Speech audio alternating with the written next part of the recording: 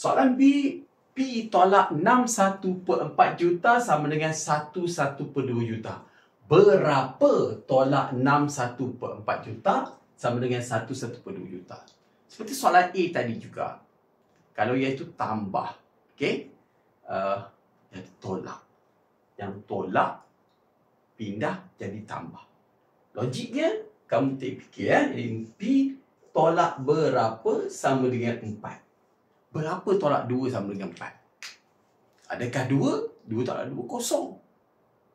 Betul. Okey, kalau kita gantikan. Kalau 3 tolak 2, 1. 4 tolak 2, 2. 5 tolak 2, 3. 6 tolak 2, 4. Jadi untuk dapat 6 tu, kamu pindahkan negatif 2, dia akan jadi 4 tambah 2 sama dengan 6. Di sini, P adalah sama dengan 11/2 juta tambah 61/4 juta. Jadi 11/2 juta tambah 61/4 juta. Nak tambah macam mana? Okey, tambah kita samakan dia punya penyebut. Okey, jadi sebab ni 4, kita darabkan 2 saja sini.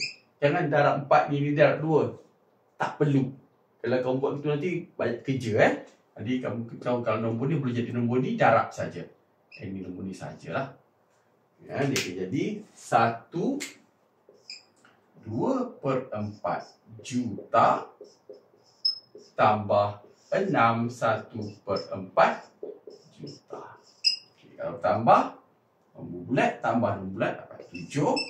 Dan 2/4 tambah 1/4 ialah 3/4 juta. Bagaimana nombor ni kalau nak tukar kepada bentuk perpuluhan? 3 ni bagi 4. Okay, 3 bagi 4. 4 kosong, tolak kosong, ada bagi 3, titik, naik atas, kosong, kosong. Letak je berapa kosong nak apa. Jadi turunkan kosong jadi 30, jadi 4 darab 7, 30. 4 darab 7, 28.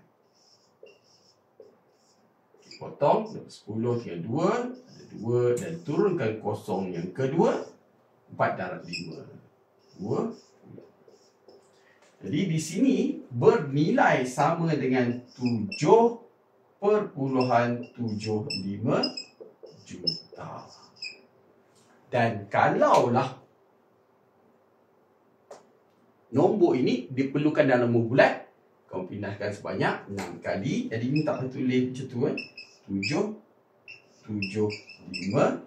Lepas tu bila alihkan banyak 6 kali, akan ada berapa? Ada 4 kosong lagi sebab 1, 2 4 kosong lagi. Sini 1, belakang ni ada 3 lagi. Jadi 7,750,000.